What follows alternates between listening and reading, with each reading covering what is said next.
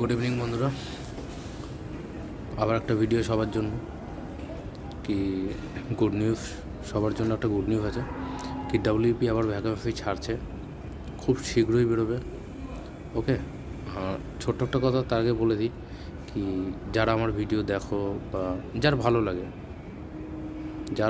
যার মনে হয় যে কাজের জন্য বলছি, তারা ভিডিও অবশ্যই একটা বলবো, একটা লাইক, একটা শেয়ার করে দেবো, সাবস্ক্রাইব করে রাখবে, ভিডিও পেতে থাকবে কন্টিনিউয়াসলি। আর যার মনে হচ্ছে না বেকার ভাট বকছে, তো তার কাছে তার ব্যক্তিগত ব্যাপার, তাকে আমি কিছু বলবো না। অ্যান্ড আরেকটা কথা বলে দিই কি ডাব্লিউপি নতুন ভ্যাকেন্সি বেরোবে 10,000, সবাই রেডি হয়ে নাও, ঠিক আছে? সুখবর সবার জন্য। যারা নতুন পড়ছো তারা বলো প্রিপারেশন নাও, ঠিক করে নাও, ভালো করে নাও। কী বই পড়বে সাজেস্ট করে দেবো আমি পরে আবার একটা ভিডিও বানাবো, সেটাই বলে দেবো। আর যারা ধরো একটুকুনিকের জন্য কেটে গেছে ডাব্লিউপি থেকে, বা যাদের ভেতরে মনে হচ্ছে যে কেপির নাম্বার কম আছে, আমার হবে না, তাদেরকে আমি বলবো যে প্রথম কথা হচ্ছে নিজের ভেতর সেলফ কনফিডেন্সটা রাখবে। কারণ আমাদের সেলফ কনফিডেন্স কখন মরে যায় আমি বলে দিচ্ছি।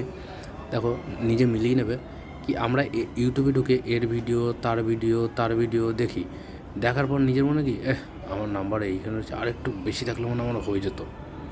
তো কোনো ইউটিউবার 100% এটা বলতে পারবে না যে আমি এই কাট আপটা দিয়েছি, এই কাট আপটাই যাবে। এটা কোনো ইউটিউবার বা কোনো চ্যানেলের কেউ বলতে পারবে না। ওকে, তো এটা নিয়ে নিজের সেলফ কনফিডেন্স নষ্ট করার কোনো প্রশ্ন ওঠে না, কেউ করেও না। নিজে বেটা সেলফ কনফিডেন্স রাখো, হবে না আজ না হয় কাল না হয় পরশু, ঠিক আছে? হবে, বিশ্বাস রাখো নিজের ওপর। আর নিজের কাজ যেটা মানে পড়াশোনা করতে থাকো। এবার ধরো কিছু ক্ষেত্রে কী হয় যে ফ্যামিলি পরিস্থিতি খারাপ হয়ে যায়, নিজের খারাপ লাগে দেখতে, তখন মনে হয় যে না আর পড়বো না, একটু কাজ করি, ফ্যামিলিকে বাবাকে সাপোর্ট করি। অবশ্যই সাপোর্ট কেন করবে না, সাপোর্টও করো, কাজও করো, তার সাথে পড়াশোনাটাও কন্টিনিউ করো। কাজ করতে অনেকেই দেখি পড়াশোনা করে চাকরি হয়ে যাচ্ছে, তা আমি তোমাদের কাজও করছো, পড়াশোনাও করো, করতে চাকরি হয়ে যাবে, কোনো ব্যাপার না। খালি একটু খাটতে হবে। আর এই বয়সে যদি খাটতে ভয় লাগে তাহলে আর কী বলবো, তুমি নিজে বলো, আর কিছু বলার আছে কি আমার? এই অল্প বয়সে যদি খাটতে ভয় লাগে, মানে খাটাখাটনি করতে ভয় পাও, তাহলে আর কিছু বলার নেই। তো প্রশ্ন হচ্ছে একটাই, দিনকে রাত আর রাতকে দিন, দুটোকে পাল্টে দাও নিজের কর্মে, মানে পড়াশোনা সেই লেভেলের হবে।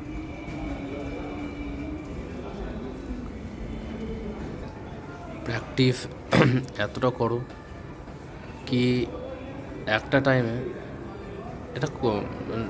একটা কথা আছে জানো তো, কি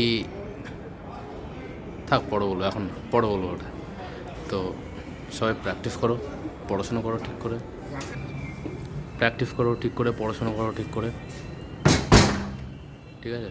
চাকরি হয়ে যাবে।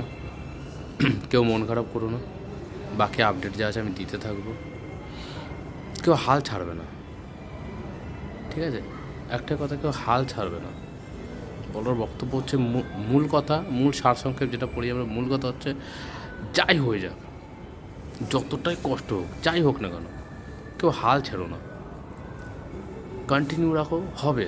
হয়তো তোমার বন্ধুদের মধ্যে বলছি, হয়তো ধরো কারো আজ হলো, কারো পর হলো, তোমার 2 দিন পর হলো, কিন্তু হবে, হাল ছেড়ো না কেউ, ঠিক আছে?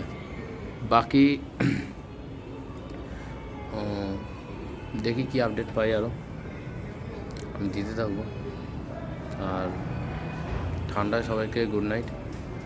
আর হ্যাঁ, আর একটা কথা, দুর্গাপুরে যাদের মাঠ আছে ভালো করে প্রিপারেশান নিয়ে নাও বাপ। দুর্গাপুরে 9 ডিগ্রি টেম্পারেচার যাচ্ছে, টের পাবা মাঠ গেলে।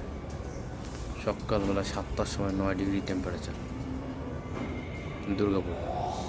আর মাঠ পড়েছে খুব সুন্দর মাঠ, ঘাসযুক্ত মাঠ। ওকে, মাঠে পুরো চাকাচাক ঘাস আছে দুর্গাপুরে, ভালো মাঠ আছে, কিন্তু প্রবলেম একটাই, কি খুব ঠান্ডা।